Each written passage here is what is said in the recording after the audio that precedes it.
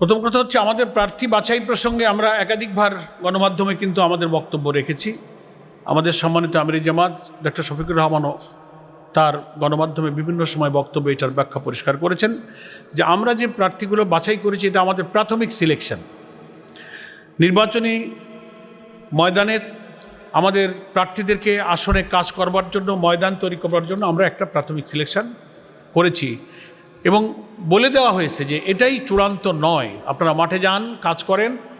নির্বাচনে পোলারাইজেশন, মেরুকরণ, নির্বাচনের দিনক্ষণ যত এগিয়ে আসতে থাকে তত পোলারাইজেশন কিন্তু নতুনভাবে হতে থাকে। জোট হয়, আন্ডারস্ট্যান্ডিং হয়, সমঝোতা হয়, নানান রূপে কিন্তু একেবারে তফসিল ঘোষণা পর্যন্ত এই পোলারাইজেশনের বিভিন্ন রূপ কিন্তু একটা পরিণত অবস্থা ধারণ করবে। তো আমরা যে সমস্ত নির্বাচনে যে সমস্ত দলের সাথে সমঝোতায় যেতে রাজি হয়ে যাব, তখন খুব ন্যাচারালি তাদের জন্য আমাদের অনেক আসন ছাড়তে হবে। তো যে আসনগুলো আমরা ছাড়বো, এই 300 আসন থেকেই তো সেগুলো আমাদের ছেড়ে দিতে হবে। ফলে আমরা প্রার্থীদেরকে বলেছি, আপনারা মাঠে কাজ করুন, মাঠ আমরা তৈরি করব।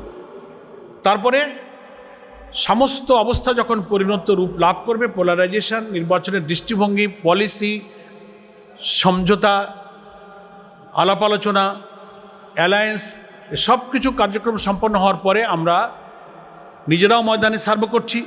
ঘোষিত আসনগুলোর মধ্যে ময়দানের অবস্থা, প্রার্থীর অবস্থা বিবেচনায় কোনো কোনো আসনও পরিবর্তন হতে পারে। এটাও আমাদের সম্মানিত পার্লামেন্টারি বোর্ডের যিনি সভাপতি আমির জামাত এটা বলে দিয়েছেন। ফলে আমরা মাঠে কাজ করছি।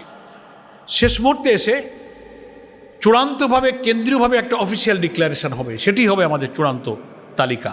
এখন যেটা হয়েছে এটা একটা প্রাথমিক সিলেকশন।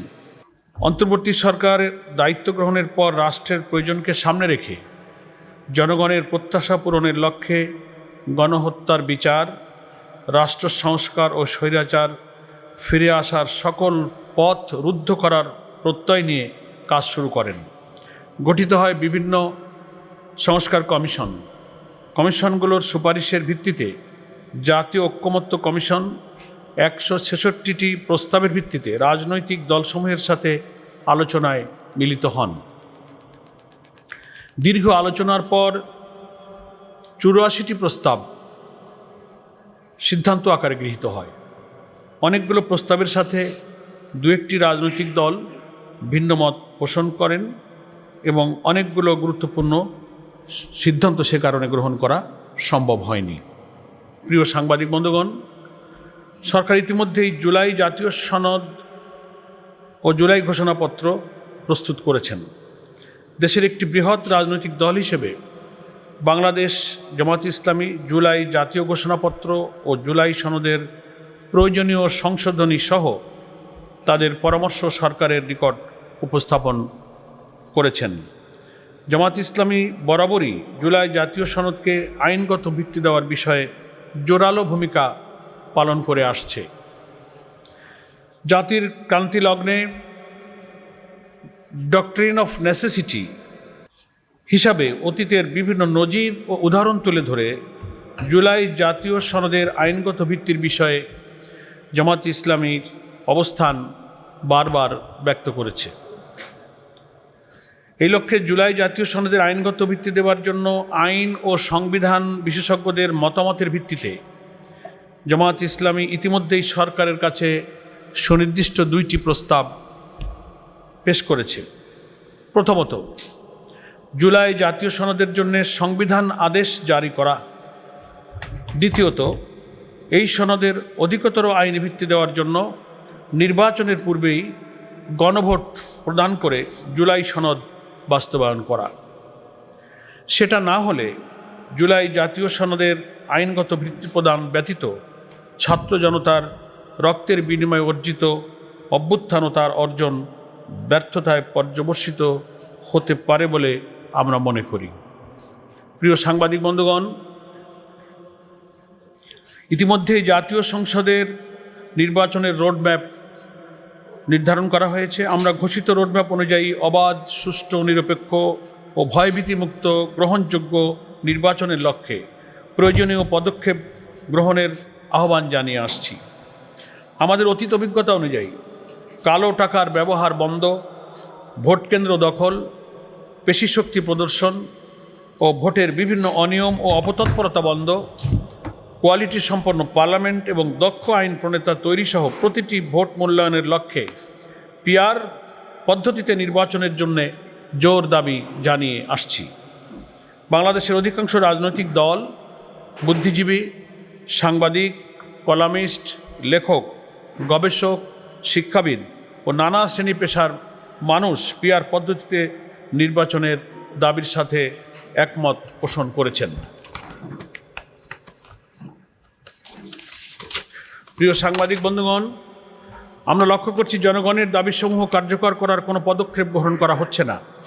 এমত অবস্থায় জুলাই সনদের ভিত্তিতে আগামী ফেব্রুয়ারিতে অবাধ, সুষ্ঠু ও গ্রহণযোগ্য নির্বাচন এবং জনগণের ভোটাধিকার প্রতিষ্ঠার মাধ্যমে বাংলাদেশকে একটি ন্যায়ভিত্তিক ও জবাবদিহিতামূলক গণতান্ত্রিক রাষ্ট্ররূপে গড়ে তোলার লক্ষ্যে বাংলাদেশ জামাত ইসলামীর পক্ষ থেকে গত 15ই সেপ্টেম্বর আন্দোলনের 5 দফা গণদাবি জাতির সামনে তুলে ধরা হয়েছিল। সে দাবিগুলোর মধ্যে যে 5টি দফা ছিল সবই আপনারা জানেন, তবু আমি একটু পুনরায় স্মরণ করছি। পয়লা দফাতে ছিল জুলাই সনদের আইনি ভিত্তি প্রদান করা। দ্বিতীয় ছিল প্রপোর্শনাল রিপ্রেজেন্টেশন বা পিআর পদ্ধতিতে লোয়ার এবং আপার হাউজেই আমরা নির্বাচনের দাবি করেছি। তৃতীয়, লেভেল প্লেইং ফিল্ড, উভয় ক্ষেত্রে সমতা রক্ষা করা। চতুর্থ ছিল নির্বাচনের পূর্বেই মানবতা বিরোধী এবং ঘৃণ্য অপরাধে যারা অপরাধী, এই জুলাই আন্দোলনে যারা নৃশংসতা দেখিয়েছে তাদের ব্যাপারে বিচারকে দৃশ্যমান করা।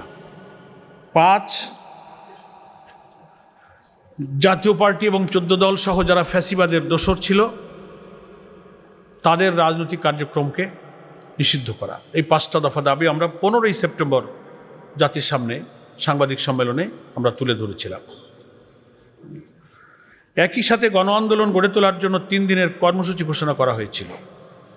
বাংলাদেশ জামাত ইসলামী সহ বিভিন্ন রাজনৈতিক দল ঘোষিত কর্মসূচিতে সারা দেশে বিপুল সংখ্যক জনগণ অংশগ্রহণ করেছে। এই জন্য আমরা দেশবাসীকে আন্তরিক ধন্যবাদ এবং কৃতজ্ঞতা জানাচ্ছি এবং ঢাকা সহ সারা দেশে সাংবাদিক বন্ধুরাও আমাদের এই 5 দফা ভিত্তিক আন্দোলনে প্রত্যেকটি স্তরে যে সহযোগিতা এবং সংবাদ পরিবেশন করে আমাদের এই আন্দোলনের সাহায্য করেছেন তাদেরকে আমরা আন্তরিকভাবে ধন্যবাদ জানাচ্ছি।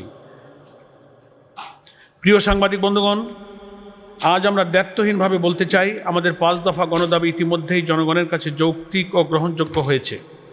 তাই দেশের জনগণ এ দাবির প্রতি ব্যাপক সমর্থন দিয়ে রাজপথে আন্দোলনে সামিল হয়েছে। বর্তমান সরকারের উচিত অবিলম্বে জনগণের 5 দফা মেনে নিয়ে জুলাই জাতীয় সনদের ভিত্তিতে আগামী ফেব্রুয়ারিতে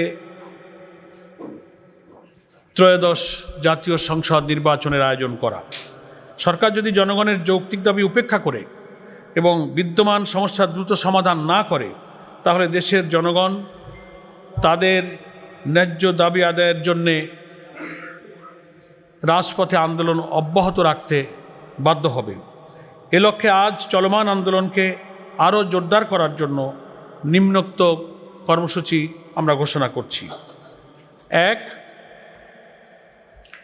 আমাদের এই 5 দফা গণদাবির পক্ষে জনমত গঠনের জন্যে আগামীকাল 1 অক্টোবর থেকে 9 অক্টোবর পর্যন্ত সারা দেশে গণসংযোগ কর্মসূচি পালিত হবে। এই উপলক্ষে এই গণসংযোগ চলাকালে মত বিনিময় সভা, গোল টেবিল, সেমিনার, সিম্পোজিয়াম ইত্যাদি প্রোগ্রামের আয়োজন করা হবে এবং এই কর্মসূচির মধ্য দিয়ে আমরা আমাদের দাবির যে যৌক্তিকতা, প্রপোর্শনাল রিপ্রেজেন্টেশন পদ্ধতি সম্পর্কে আরও জাতিকে বিস্তারিত তুলে ধরার এই সব কার্যক্রমগুলো ওই সময় অব্যাহত থাকবে। 2, আগামী 10ই অক্টোবর রাজধানী সহ সকল বিভাগীয় সদরে গণমিছিল করা হবে। গণমিছিল আগামী 10 তারিখে রাজধানী সহ সকল বিভাগীয় শহরে। 12ই অক্টোবর সারা দেশে জেলা প্রশাসকের মাধ্যমে আমরা স্মারকলিপি পেশ করব। এইসব কর্মসূচি বাস্তবায়নের মাধ্যমে জনগণের দাবি আদায়ের লক্ষ্যে ঐক্যবদ্ধ হওয়ার জন্য আমরা দেশবাসীর প্রতি উদাত্ত আহ্বান জানাচ্ছি এবং আমরা আশা করি সরকার এবং এই দাবি মেনে নেওয়ার সাথে সংশ্লিষ্ট যে কর্তৃপক্ষ, ঐক্যমত্য কমিশন সহ যারাই রিলেটেড স্টেক হোল্ডার আছেন এর মধ্যেই জনগণের আকাঙ্ক্ষার প্রতিফলন হিসেবে এই 5 দফার দাবি মেনে নেবেন। আপনাদের সবাইকে ধন্যবাদ জানিয়ে আমরা আজকের বক্তব্য এখানেই শেষ করছি। আল্লাহ হাফেজ। বাংলাদেশ জিন্দাবাদ। বাংলাদেশ জামাত ইসলামী জিন্দাবাদ।